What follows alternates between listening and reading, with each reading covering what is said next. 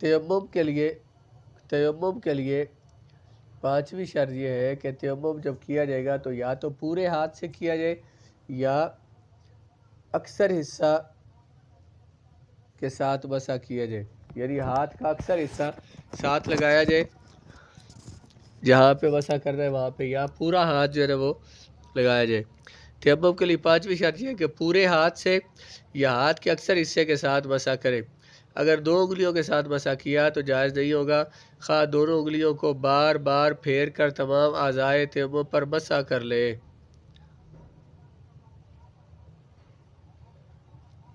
کیا کہا ہے؟ 2 انگلیوں کے ساتھ مسح کرنا تو جائز نہیں ہوگا، چاہے 2 انگلیوں کو بار بار پھیرتا رہا پھر بھی نہیں ہوگا۔ البتہ سر کے مسح کا حکم اس کے برعکس ہے، اگر 2 انگلیوں کے ساتھ بھی وہ سر کا مسح کیا تو ہو جائے گا۔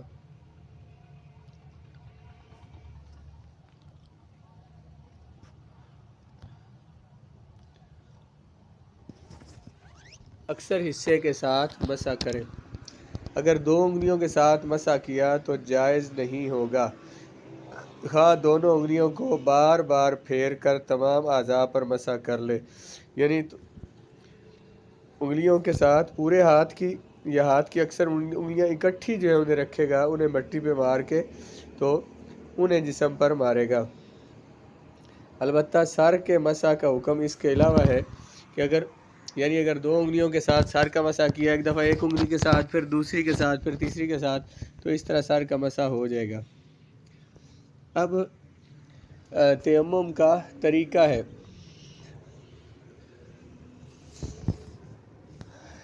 تیمم کے ساتھ 2 ضربیں لگانا، یعنی دونوں ہتھیلیوں کو زمین پر 2 بار مارے۔ اگر دونوں دفعہ ایک ہی جگہ ضرب لگائے پھر بھی جائز ہے۔ اگر جسم پر مٹی لگی ہو اور بنیت تیمم کی نیت سے اسی مٹی کو اعضاء پر مل لے تو اس کا یہ عمل 2 ضربوں کے قائم مقام ہو جائے گا۔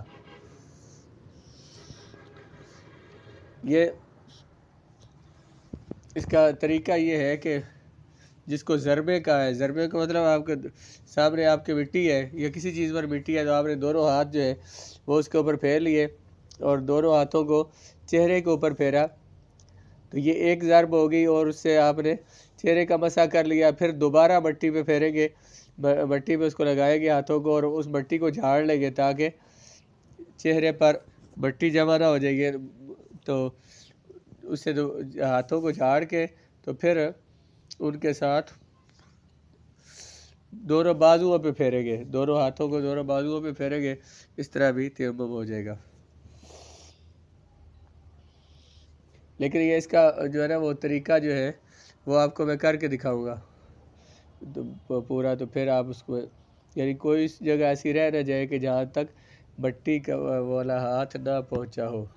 اور 7ویں شرط یہ ہے کہ کوئی ایسی چیز نہ ہو جو تیمم کے منافی، تیمم کے مخالف ہو، جس کے ہوتے ہوئے تیمم نہیں ہو سکتا۔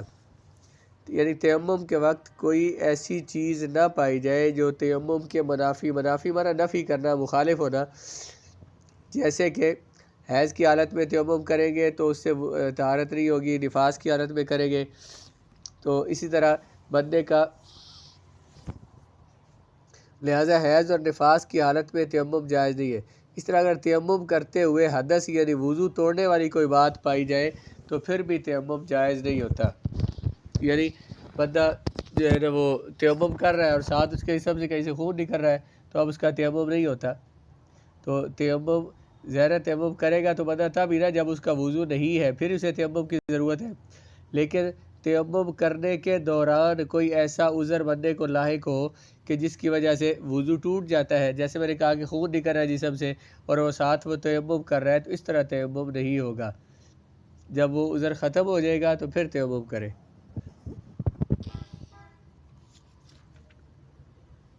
اس کے بعد کوئی 8ویں شرط یہ ہے کہ تیمم کے اعضاء پر، جن اعضاء پر تیمم کرنا ہے ان پر کوئی ایسی چیز نہ لگی ہوئی ہو جو مسح سے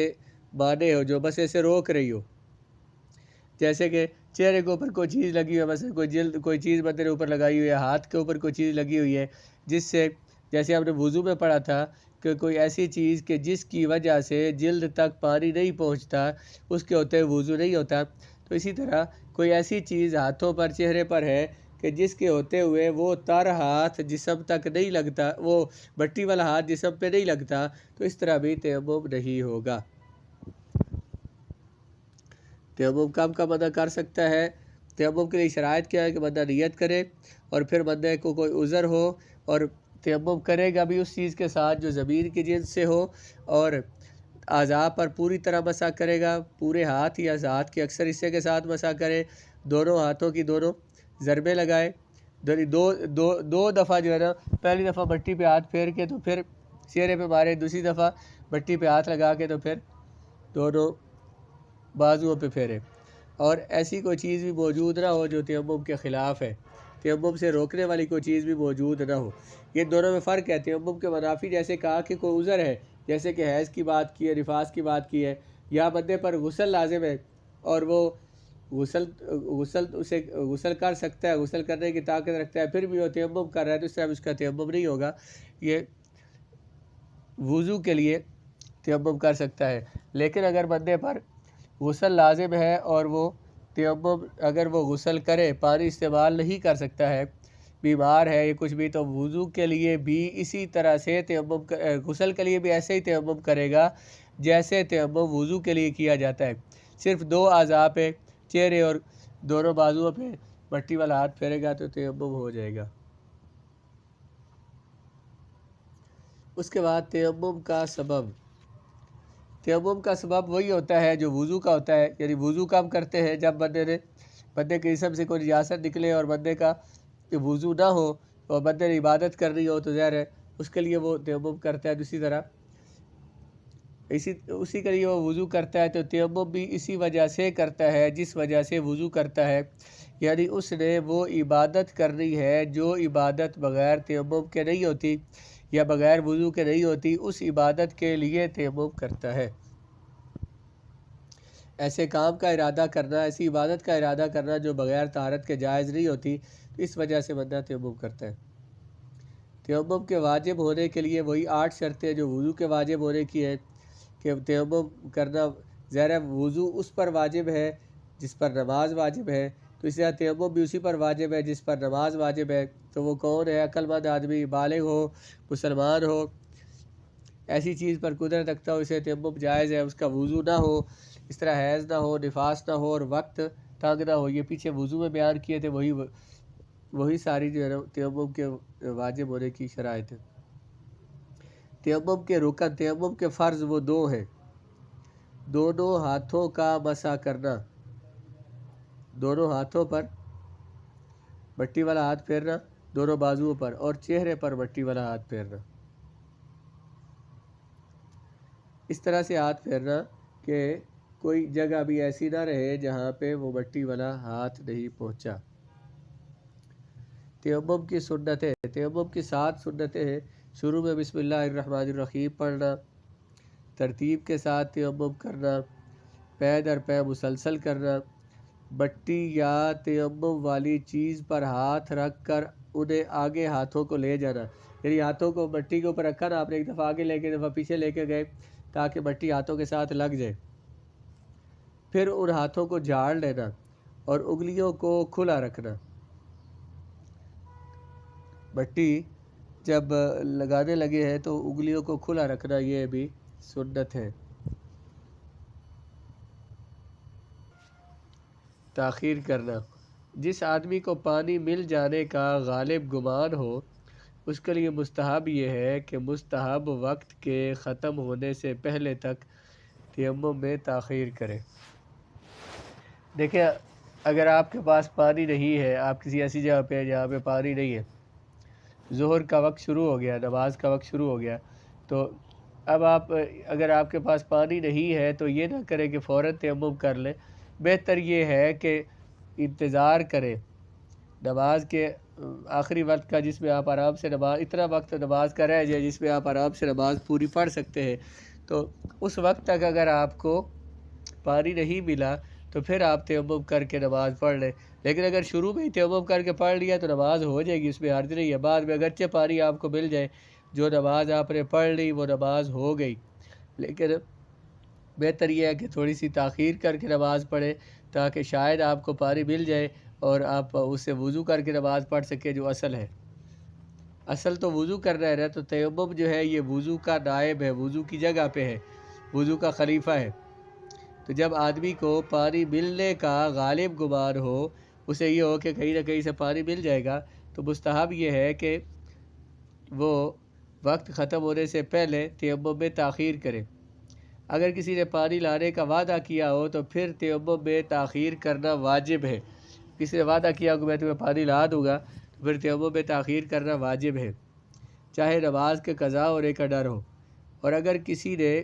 کپڑا یا پانی نکالنے کا آلہ، رسی وغیرہ لانے کا وعدہ کیا ہو تو اس وقت تک تاخیر کرنا واجب ہے جب تک کہ نماز کے قضا ہونے کا ڈر نہ ہو۔ اگر مثلا کنویں سے بندے نے پانی نکالنا ہے اور اس کے بعد رسی اور ڈول نہیں ہے، تو کسی نے اسے کہا کہ میں لے کر آتا ہوں، تو اب اس کا انتظار کرے، یہ نہیں کہ پانی نہیں ہے تو مثلا وہ تیمم کر کے تو نماز پڑھ لوں، بلکہ اس کے نماز کے آخری وقت تک انتظار کرے۔ اگر اسے وہ بندہ آ جاتا ہے تو پھر پانی نکال کے وضو کرے، اگر نہیں آتا اور بہت تھوڑا وقت رہ گیا تو بندہ اس وقت تیمم کر کے تو نماز پڑھ لے، یہاں تک کہ پھر اس وقت نماز کا وقت ختم ہو۔ پانی تلاش کرنا۔ اگر کسی بندے کا غالب گمان یہ ہو کہ قریب ہی کہیں پانی مل جائے گا اور پانی تک پہنچنے کا راستہ بھی پرامن ہو، وہاں کو بندے کو خطرہ بھی نہ ہو، تو 400 قدموں تک پانی تلاش کرنا واجب ہے۔ لیکن اگر پانی کے قریب ہونے کا گمان نہ ہو یا راستہ خطرناک ہو تو پانی تلاش کرنا اس کے لیے واجب نہیں ہے، تیمم کر کے نماز پڑھ لے۔ اگر پانی ملنے کا اسے غالب گمان ہو کہ کہیں قریب مل جائے گا اور راستہ میں کوئی مسئلہ بھی نہ ہو، خطرناک راستہ بھی نہ ہو، تو پھر اس کے لیے پانی تلاش کرنا ضروری ہے 400 قدموں کے فاصلے تک۔ اور اگر اس سے زیادہ دور پانی ہو تو پھر تلاش کرنا، اس کے لیے پانی لینا اس کے لیے ضروری نہیں ہے۔ اگر لوگ پانی دینے میں بخل سے کام نہ لیتے ہوں، اگر پانی دینے میں لوگ کنجوس نہ ہو، اپنے ساتھیوں یا قرب و جوار کے مکینوں، قرب و جوار کے پاس رہنے والے لوگوں سے پانی مانگ لینا واجب ہے۔ اگر بندے کے پاس پانی نہیں ہے، اس کے پاس ساتھ جو لوگ ہیں، اس کے ہمسائے ہیں، ان کے پاس پانی ہے تو اور وہ پانی دے بھی دیں گے، وہ کنجوس نہیں ہے، تو پانی مانگ کر تو وضو کرنا واجب ہے۔ اور اگر وہ بغیر پیسوں کے، بغیر معاوضے کے پانی نہ دے تو خرید لینا واجب ہے ان کے لیے، خرید کر تو وضو کرے پانی سے۔ لیکن اگر وہ جتنی پانی کی قیمت بنتی ہے اس سے زیادہ قیمت مانگے تو پھر ان سے پانی خریدنا واجب نہیں ہے۔ جتنی عام طور پہ پانی کی قیمت بنتی ہے اتنا پانی لے رہے ہیں، اتنی قیمت لے رہے ہیں اور بندہ اتنی ہی دے سکتا ہے، اس سے زائد نہیں دے سکتا، اتنی قیمت دے سکتا ہے، اور وہ جتنی قیمت بنتی ہے تو پھر وہ ان سے قیمتاً پانی لے کر تو وضو کرے۔ لیکن اگر جتنی قیمت بنتی ہے اس سے زائد پیسے مانگ رہے ہیں اور اتنے پیسے بندے کے پاس ہے نہیں ہے تو پھر پانی خریدنا اس کے لیے ضروری نہیں ہے۔ آگے تیمم کے بارے میں کچھ اور مسائل ہیں کہ ایک تیمم کے ساتھ جتنے فرائض اور نوافل چاہے پڑھ سکتا ہے۔ آپ نے ایک مرتبہ تیمم کیا، آپ کے پاس بعد میں پانی نہیں آیا، پانی آپ کو ملا ہی نہیں ہے، تو جتنے مرضی جب تک آپ کو وہ وضو ٹوٹنے کا کوئی عذر لاحق نہیں ہوا تو آپ کا وہ تیمم باقی ہے، آپ کو اس کے ساتھ طہارت حاصل ہے، آپ اس کے ساتھ جو چاہے جتنی چاہے نمازیں پڑھ سکتے ہیں۔ ایک فرض پڑھا، اگلی نماز کا ٹائم ہو گیا، آپ کا تیمم نہیں ٹوٹا، وہ پڑھ سکتے ہیں، اگلی نماز کا ٹائم ہو گیا وہ پڑھ سکتے ہیں، فرائض پڑھ سکتے ہیں، واجبات، سنتیں، نوافل سارے پڑھ سکتے ہیں۔ نماز کا وقت شروع ہونے سے پہلے تیمم کر لینا جائز ہے، یعنی ابھی نماز کا وقت شروع نہیں ہوا تھا، آپ کے پاس پانی نہیں ہے تو آپ پہلے ہی تیمم کر لیں تو یہ جائز ہے، ضروری ہے کہ نماز کا وقت شروع ہوگا تو تیمم کریں گے۔ اگر وضو کے اکثر اعضاء یا آدھے اعضاء زخمی ہو تو پھر تیمم ہی کر لینا چاہیے، یعنی اگر اکثر اعضاء صحیح سلامت ہو تو جو صحیح اعضاء ہے، اکثر اعضاء صحیح سلامت ہے، بعض اعضاء زخمی ہے، تو جو اعضاء صحیح سلامت انہیں دھونا ہے، جو زخمی ہے ان پر بسا کر لینا ہے۔ لیکن اگر اکثر اعضاء جو ہے وہ زخمی ہے اور تو پھر سارے پہ تیمم کر لینا چاہیے۔ لیکن یہ نہیں کہ آدھے پہ تو وضو کرے، آدھوں کو دھو لے، آدھوں پہ تیمم کرے، اس طرح سے نہیں کریں گے، یا تو تیمم کریں گے یا وضو کریں گے۔ اگر کسی شخص کے ہاتھ پاؤں کٹے ہوئے ہو اور اس کا چہرہ بھی زخمی ہو تو اکثر اعضاء وضو کے قابل نہ ہونے کی وجہ سے تیمم لازم ہونا چاہیے تھا، لیکن چونکہ تیمم جن اعضاء پہ کیا جاتا ہے وہ موجود نہیں، تو اس سے تیمم بھی ساقط ہو جائے گا۔ تیمم کس پہ کر رہا ہے؟ ہاتھوں پہ، بازوؤں پہ اور چہرے پہ کرنا ہے، تو اس کے بازو مثلا کٹے ہوئے ہیں، تو جن سے اس نے تیمم کرنا تھا وہ اعضاء بھی نہیں ہے، تو اب اس پر تیمم بھی لازم نہیں ہے۔ ایسا شخص بغیر طہارت کے نماز پڑھے گا اور اس پر وہ نماز لوٹانا دوبارہ پڑھنا بھی ضروری نہیں ہے۔ اسی طرح مثلا کسی بندے کے ہم نے پیچھے وضو میں اعضاء میں پڑھا تھا، کسی کے پاؤں کٹے ہوئے، ہاتھ کٹے ہوئے، تو جو اعضاء اس کے نہیں ہیں ان کو اس نے دھونا بھی نہیں ہے۔